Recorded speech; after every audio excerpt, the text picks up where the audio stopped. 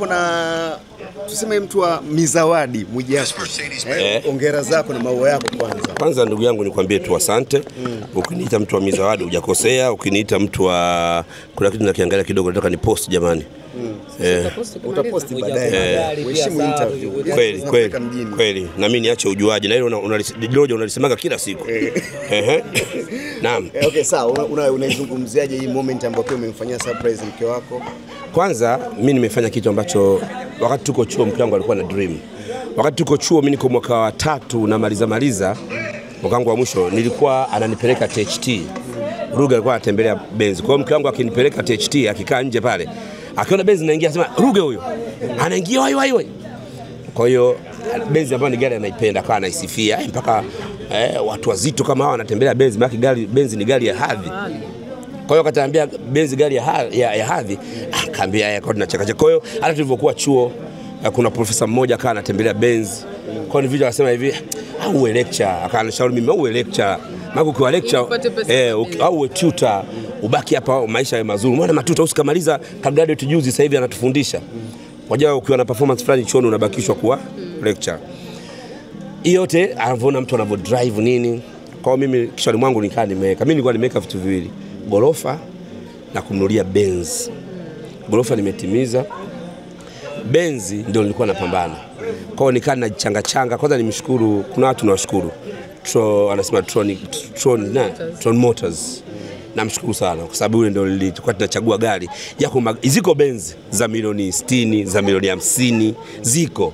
Lakini mimi nilitaka Benz ya mbele, mwaka wa mbele. Lakini akaniambia bwana hii ni milioni 87 DC. Nikamwambia milioni 87 nitajikusanya mpaka nipate. Sio utajikusanya kwako hiyo ndogo. Ukutaka discount. Sasa discount ndio ilibidi lazima umpostie mtu. Mimi sasa kwa sababu kwa zawadi sitakagi hivyo vitu mimi. Kwa sababu hapo pale wasanii wanakwenda kununua vitu then kwa Atroni anawapunguzia. 2019. Msije mkajua ya nyuma mwaka mbele. Ingieni ushuru kwa 2019 Benz Mercedes ushuru wake ukoje? Huyo ni mtu wa magari anaongea hivyo. Mtaona. Kwa hiyo akaniambia una milioni 87 na ukabidhi gari. Nikamwambia nataka gari lakini ije haraka. Sababu kabla sijaanza kampeni ya kwanza kusafiri kuinadi ilani ya CCM. Kwa sababu mimi natakiwa ni nadi ilani ya Chama cha Mapinduzi, nizunguruke mikoa yote. Kwa mapenzi yangu. Kwa nikamwambia unaweza akaniambia utaipata mapema. Ukilipa hela, nikamwambia nikampa milioni 50. Sawa? Baadaye nikamalizia milioni 30. Ilipofika nikamalizia milioni 7. Kwa ndio maana nilivyokuwa nasema natoa zawadi ya milioni 7. Na mimi nilimuuliza mke wangu nataka nikupe hela au nikupe? Anambia nitimizie ndoto yangu kama unaweza. Aliniambia kama kidume nitimizie ndoto ya magari wako wanaendesha matuta na mabosi zako. Mbona mkeo anatuambia hana ndoto ya gari wewe? Sasa hizi kusema ndoto hiyo magari yajua na hiyo kiliona gari likiwa zuri likijikunja kunja tu analipenda. Kwa sababu ili nenda kwa fedha kamuulize gari gani? Atashindwa kukumbia. Atakwambia Crown. Mwijaku pengine labda mtu mmoja anaweza kaona yeye akasema Mwijaku ni kwa sababu anafanyaga matangazo mara kwa mara. Labda kuna tangazo la hilo la Tron Motors ambalo pia unajaribu kumention. Ndio maana nimesema sina tangazo. Ningesema tangazo kungekuwa na bana yake hapa. Ndio hili unapiga bana. Mimi nimemshukuru kama binadamu ambaye nimefanya naye kazi. Sasa hata shukrani sitoe. Mfano kama mtu alopamba hapa.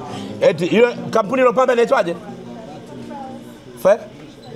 Nifa Flowers. Mfano kama Nifa Flowers. Nimemlipa hela. Hajaja bure kupamba hapa.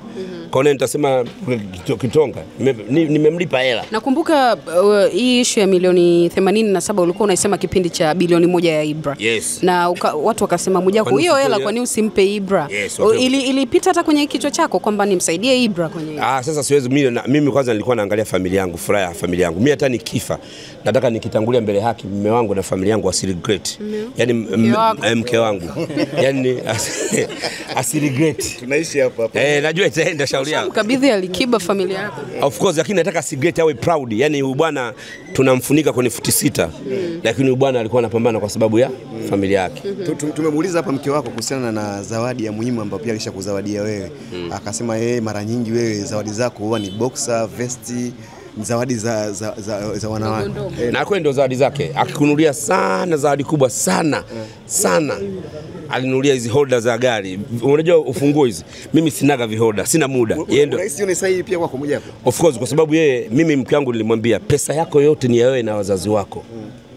Pesa yake ni yeye na wazazi wake na ndugu zake. Pesa yake asiiweke kwenye familia yangu. Na niliwahi kuwa mkali sana. Mwanzo familia yake ilikuwa inielewi. Nikamwambia mimi ni mtoto wa Kiislamu. Mtume Muhammad alituambia tunaambiwa sisi ar-rijalu qawwamuna 'ala an-nisaa, wanaume ni viongozi wa wanawake. Na hii Mtume Muhammad alikuwa anasisitiza watu, jamani, sisi ni viongozi wa wanawake. Usiruhusu mwanamke anunue chumvi au sukari ndani ya nyumba yako. Hujawahi kupewa pesa na mwanamke? Yani katika kitu ambacho sikitaki ni hicho. Na hujawahi? Siwezi. Na by the way tunaonaga mitandaoni kuna baadhi ya jamaa zako wanasemaga Mwijaku hata ile gorofa la mke wake na mke wake ndio mwenye pesa. Mimi nikwambie, hela ninaoingiza mimi hapa kwenye matangazo yangu, mimi ni balozi wa Kilimanjaro, balozi wa Silent Ocean, balozi wa Kilimanjaro Stakago, balozi wa East Africa, lile jengo la pale Ubungo, balozi wa Quality Tea, balozi wa sausage za Kilimanjaro, balozi gani nyingine sijataja, na balozi kama 8 nyingine Quality nimeshaitaja. Na balozi 9, kila balozi moja milioni 5. Jana nilikuwa Arusha, nimekwenda kuzindua duka tu milioni 10 on board. Nilikuwa Mwanza tena. Na nilikuwa Mwanza, kumbuka nimetoka kanda ya Ziwa. Zote hizo ni kazi, na kesho nasafiri na kwenda Kigoma, zote ni kazi hizo. Sasa kumiliki nyumba ya bilioni 1.3 ni shida, na naomba nichukue nafasi niwaambie waandishi wa habari, kwenye birthday yangu inayokuja sitasherehekea katika nyumba hii. Unahama kwenye hii? Kwenye birthday yangu inakuja, na watu wasije kusema umetolea kwenye nyumba hii. Nyumba nitaweka mdogo wangu ambaye nafahamu, ambaye ni meneja wangu, nitamweka. Baka akawahi kusema umpangishe mtu utasikia akafukuzwa pale, namweka mdogo wangu. Mimi nahamia kwenye nyumba yangu nyingine ambayo nitakuja kuizindua. Unavyosema nyumba, Baba Levo juzi amempeleka Diamond kwenye nyumba yake, na watu wakasema sasa hili ndio gorofa, sio lile la Mwijaku dogo, hili kubwa. Unaona likikamilika litakuwa noma sana. Unaona ile hiyo kauli yako likikamilika. Nyumba sio kwapa, boma. Hata Nure Numziwanda na maboma amejenga hapo. Numziwanda unamwona anapambana sasa hivi, nasema hivi. Numziwanda ana boma lipo Mburati. Gea Habibu unamjua wewe, ana boma Mburati. Mariam Kitosi ana boma Mburati. Hao wote wana maboma. Kila weekend wanaenda kuyakagua, wanapeleka ndugu zao, wanapiga picha. Japo tu kwa sababu hawana midomo haitembei. Nyumba sio kwapa. Maliza nyumba tuone. Yaani una nyumba, maliza nyumba uingie kama mimi hivi. Tazi na waka. Hivi Stan waga unamshauri naye mara moja labda atakuja kuwashangaza. Huyu atakuja kuwashangaza. Naomba siongee sana, atakuja kuwashangaza Stan. Atakuja kuwashangaza huyu. Lakini nikwambie kitu kingine. Mapua, moja katika kitu alichobugi. Kwanza kuonyesha nyumba haijakamilika, kuna husda, ile nyumba haiwezi kuja kuimaliza. La pili, kumpeleka mtu na hawezi kumaliza. Mimi najua, mimi ni mtu mzima najua. Hawezi kumaliza. Hata maliza hivi ana hela atoe wapi? Nyumba sio kwa hapa. Mpaka pale ilipofikia Mwijaku asema wewe hata kuinua boma sio kazi, ni matofali yale unayapanga. Anasaidiwa na Diamond kasema. Sasa ndio kosa. Hakuna tajiri anayeweza kukubali mafanikio ya mfanyakazi wake toka imeumbwa dunia mpaka itasimama kiyama. Tajiri yoyote, mimi Alikiba nimleta hapa, nyumba imekamilika. Siwezi kumchukua tajiri yangu yote katika miradi yangu kumpeleka. Alikiba amejua nimenunua gari juzi, zawadi ya mke wangu, amejua juzi baada kuona nilikuwa naomba mshahara uingie mapema. Wa mwezi uliopita niliomba mshahara uingie mapema nimalizie. Juzi mbona unataka hela nini? Hakuna tajiri anayekubali mafanikio ya mfanyakazi wake. Wewe jifikirie, Mwambino ana nyumba gani? Yaani Mwambino anapambana nyumba za chini, wewe umejenga gorofa floor 2. Unafikia atafly? Ngoja nikija. Mwambino kumbuka ana ndugu, ana watoto mama wadogo, anatoa mama kubwa. Wote wanahitaji kusaidiwa na yeye. Leo unalegeza mwanaume, unalegeza mdomo, atanisaidia nimalize nyumba. Ndugu wa Mwambino wanajisikiaje? Wazazi wakikaa familia wanafikia wajisikiaje? Kwa hiyo wewe unaenda kusaidia watu nje, sio watu wa ndani. Unafikiri kuna hakuna tajiri anaweza kumsaidia mfanyakazi wake ni kitu kama kile? Na pale nimwambie, pale ndio kaika Kigoma. Pale ni Kigoma. Kwanza Mwambino ni mshirikina. Hawezi kuimaliza ile nyumba. Nakwambia. Nyumba atupeleki mtu mpaka uikamilishe. Mimi ni mtu wa mkoani. Na yule anajua asili ya watu wa Kigoma. Kosa alofanya kumpeleka. Kosa kubwa. Kuna mtu kashikwa mkono na Mwambino, amesaulika kimuziki. Nani? Kuna mtu mara mwisho alifanya collab, si unakumbuka? Yuko wapi? Yule mtoto yule. Nini ndani tita jinsi ninavyompenda nini. Albamu hii ya Tamburati haijajulikana. Kwa ushauri wako kwa Baba Levo? Yaani pale aseme inna lillahi wa inna ilaihi rajiun. Ile nyumba ndipo hapa duniani haishi. Mimi ndio ninawaambia haishi. Akiisha mnipige mawe mpaka kufa. Toa ahadi kubwa ikiisha. Ili ujue kwamba nimesemaje? Hawezi kumaliza. Kwa nini? Jamani, mmeona hii nyumba hii? Nyumba imeisha hii. Mmeona hapa? Hii nyumba imeisha hapa. full furnished. Sema hizi ahadi unazungumza kwa sababu pia itachukua muda mrefu kumalizika ile nyumba. Umeona umejipata huko. Sasa yeye umesema muda mrefu. Wewe una mipango yako.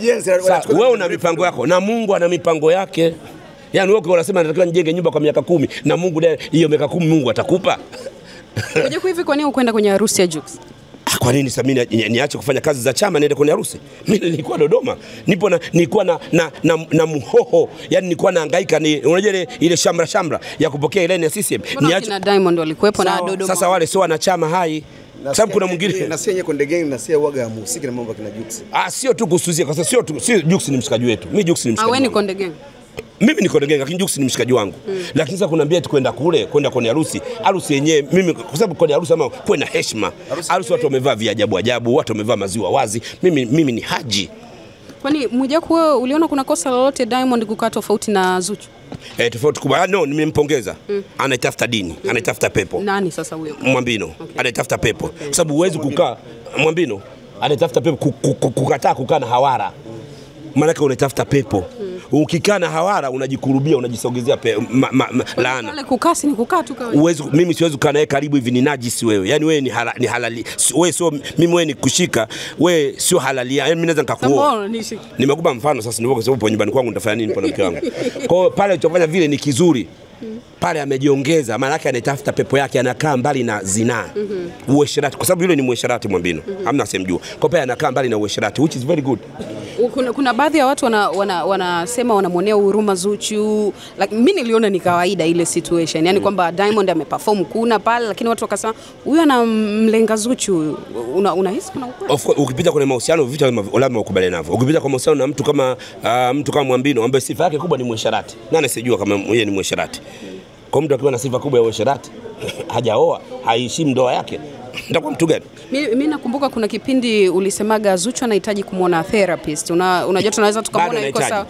Nikasema wewe ni mmoja kati ya watu ambao pengine kuna muda unaelewa situation. Pale hawezi kuwa sawa. Kibinadamu ukiwa na nyama huwezi kuwa sawa. Yale mazingira ni magumu sana. Kwa sababu pale kila mtu yuko proud na mtu wake. Angalia wale waingia wawili, Petimani kaingia na mzazi mwenzie. Japo amtunzi mzazi mwenzie siku hizi. Simuona alivyo yule mtoto kabla hajaolewa hajazaa hakuwa vile. Mbona Rayvanny aliingia peke yake? Of course Rayvanny sikachika na aliachika mkeo alijua yule hana hela. Rayvanny kapata hela za YouTube za wapi? Karudi kwenye line. Japo gari tunataka alisajili zile wagon, hajasajili hadi leo. Nasema akisajili ndio utajua ana hela. Unajua wagon limeingia na kibali cha kutembea miezi 6 Wanajua. Sasa mimi sinajua vitu. Wewe weka namba kadi kama mimi itoe hivi. Sawa, una ushauri gani kwa Jux? Labda pengine sasa hivi naye anaingia kwenye ndoa. Sasa umeshaingia kwenye ndoa, kuna baadhi ya marafiki inabidi uwapunguze. Mtu kama Mwambino ambaye hajaoa ni muasherati, mpunguze. Kwa sababu atakwambia twende tutoke saa 8 usiku na mke, unamwambiaje mke wako unaenda wapi? Kuna lifestyle maisha fulani abadilishe, kulambalamba lipsi, kuzunguka na wanaume muda wote aache. Sababu kuna muda anatoka Jux anazunguka tu na wanaume usiku. Ndio matokeo yake meneja analia, mkeo atajisikiaje? Kwa lazima kuna vitu abadilike, avipunguze. Kwa nini uzungumzie wanaume? Mwanamke anataka muda. Kwa sababu Jux hana tabia kutoka na watu. Jux hatokagi na wanawake. Mnyongeni yake mpeni. Anatokaga na wanaume wanazurura. Kina Dr. Ulimwengu, kina nani wanazurura, ni washikaji zake. Lakini sasa ukioa kuna vitu utakao upunguze. Sasa wale wanafanya naye kazi lakini kazi sio usiku. Hata ukisema yule meneja mpaka saa 8 usiku yupo kwa Jux, anafanya nini? Naye ampunguze. Studio ya Jux iko nyumbani kwake. Haijalishi, inabidi arekebishe, atofautishe nyumba na studio. Ukishaoa mama, kuna vitu lazima utipate. Nyumba pale mke ndio ana sauti sasa. Yaani uwezi kuruhusu kila mtu ana sauti pale sasa. Yaani mtu kapiga oni anafunga mama pale ndio ana sauti, Priscilla ndio ana sauti sasa. Huyu mfungulie usimfungulie, anatakiwa ajinafasi ndani ya nyumba yake. Mimi muone wadogo zangu wanakaa hapa. Wote wadogo zangu mlisho wapi? Yupo huyo. Eli njoo hapa. Asha njoo hapa. Njooni wote. Njooni wote. Wote wana miji yao. Njooni. Wote niko na wote nimewaleta mimi Dar es Salaam na nimewalea. Huyu nimemsomesha kamaliza chuo gani hichi kinaitwa TIA. Huyu yupo IFM namsomesha, huyu hapa ana ajira yake. Wote sogea hapa. Wote hawakai kwangu. Huyu nimempangia, huyu kapanga wote. Kwa nini wasijekaa kwenye hii hapa? Kwa sababu gani? Nimewaambia nendeni hapa, ni nyumba ya Alice, atakuwa kujinafasi mke wangu. Kama saizi wamekuja leo, wamekuja hapa kwa ajili ya surprise. Jioni nitawapa verify. Wanaondoka na hapa verify, wanaondoka nayo. Ile na kila mtu anampa laki. Roja, unajua uniamini kwa swala hela. Mimi kwetu ni tajiri, nimetoboa. Nakwambia kama ulikuwa hujui. Mimi nimetoboa kwa sababu mimi ni maskini kwetu. Nyumba ya udongo. Nimejenga nyumba ya matofali ya simenti, dongo Ulaya tunaita. Nyumba ile ya dongo Ulaya. Ukienda kwetu. Na kesho naenda Kigoma nitaonyesha nilipozaliwa. Nyumba yetu ya udongo nitaonyesha. Kazura mimba. Na wewe unagombea? Kesho mtajua mbivu na mbichi. Ukifika Kigoma. Kesho mtajua mbivu na mbichi. Baba yako ndugu yako anagombea Kigoma. Nasemaje? CCM ni chama kikubwa. Uwezi kutoka kwa umefanya kaika zako, unakuja kwenye chama unachukua kadi leo, kesho tukupe nafasi. Sio chama cha CCM. Ni historia inambeba, ashawahi. Sawa, inakubeba wapi? Ashawahi kuwa mimi nilikuwa kiongozi UD. Nilikuwa kiongozi Mzumbe. Ni kwa nani? Mzumbe nilikuwa waziri Mzumbe. Kiongozi yule, mheshimiwa diwani. Wa wapi? Diwani ambao na historia ya kufungwa. Ndio nimekuuliza mnakataa. Ushasikia mwana CCM kiongozi ana historia ya kufungwa, amepewa dhamana. Chama cha watu ni sisi. Wanaoingia kwenye chama chetu tunawakaribisha, lakini tunawapa muda wa miaka 5 tuangalie wako ubadilika. Lakini sawa, ubadilika, lakini sio kwenye Chama cha Mapinduzi. Tuna utaratibu wetu, tuna mila zetu. Wasira kila siku anasema karibuni kwenye Chama cha Mapinduzi, lakini karibuni mjifunze tabia na tamaduni za Chama cha Mapinduzi. Lini kajifunza tabia za Chama cha Mapinduzi? Nakuuliza lini? Hapana, kukaa nje na ndani vitu, kwa sababu kuna siri huwezi kupewa kama una chama, una kadi. Mimi nilishapewa nilivyogombea Kawe, nilipewa siri za ndani. Nilivyogombea uspika nilipewa siri za ndani chama. Unahisi sasa hivi watakupitisha? Mimi tusubiri, chama changu kinasema ukifika wakati ndio useme. Usitaki kuniharibia nikutane na lungu la Amos Makala. Alizungumza. Asionekane mwanachama wote anaanza kuwatishia watu wanataka kugombea. Msiniharibie. Sheria ya Chama cha Mapinduzi tunaijua. Wacha nikae kimya. Mtajua mbivu na mbichi 28. Chochote cha kumwambia Baba Levo kwenye siasa? Aje nimfundishe mbivu na mbichi. Kwamba aje kujifunza kwako. Mbivu na mbichi. Kuja uliongoza. Niligombea uspika mimi. Fomu zetu zilizoenda kwenye kamati kuu ni 4. Dr. Tulia ya kwangu, ya yule bwana anaitwa Profesa Rajabu na yule mwingine simkumbuki. Wanne ndio Tulia. Fomu 4 zilizopita. 4. Lumumba. Fomu 4 ndio zimeenda kwenye kamati kuu. Mimi nimejadiliwa na Mama Samia. Yeye kashajadiliwa. CV yangu imejadiliwa. Unabisha nini jamani? Karibuni kwenye kasri. Leo ni milioni 87 hii hapa. Milioni 87 hii hapa. Milioni 87 hii hapa.